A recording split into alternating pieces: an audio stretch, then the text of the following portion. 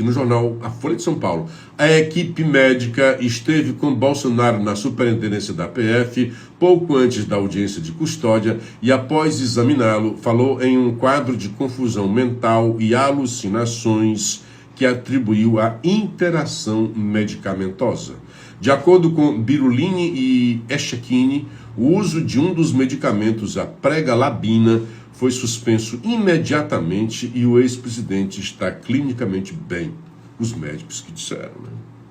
Segundo médicos ouvidos pela Folha, ali eram os médicos de Bolsonaro, agora os médicos ouvidos pela Folha, a combinação de sertralina e pregabalina é segura e comumente usada em pacientes idosos, mas em situações específicas pode causar episódios de delírio.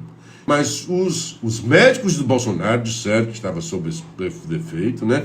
E médicos ouvidos pela Folha de São Paulo.